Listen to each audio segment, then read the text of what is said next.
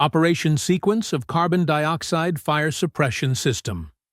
In carbon dioxide fire suppression systems, the extinguishing agent is stored as liquefied carbon dioxide under high pressure in the agent cylinders. Driven by its own pressure, the extinguishing agent is discharged into the protected enclosure via a distribution network, propelled by its own stored pressure.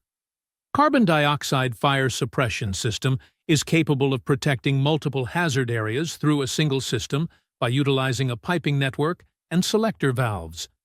This design enhances system flexibility, improves suppression efficiency, and reduces overall equipment configuration costs.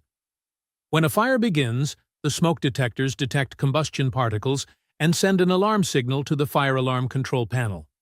The FACP activates the audible and visual notification appliances located inside the protected enclosure, alerting personnel of a potential fire.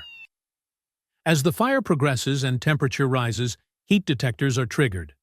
Upon confirmation of both smoke and heat signals, the FACP enters the pre-discharge countdown phase.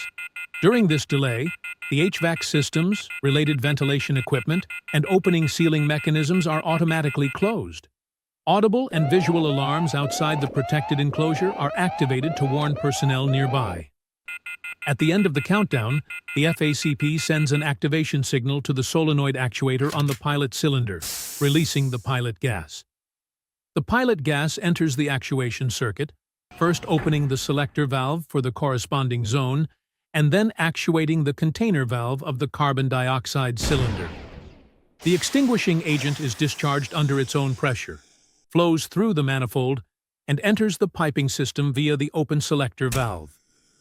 The agent is delivered to the protected enclosure and discharged through nozzles to suppress the fire. Once the suppression agent begins discharging, the discharge pressure switch sends a signal to illuminate the discharge indicator light mounted outside the room. This serves as a clear warning. Do not enter. Agent discharging. During discharge, the pressure within the protected enclosure rises rapidly. When the internal pressure exceeds a preset threshold, the pressure relief vent automatically opens to balance the pressure and prevent structural damage.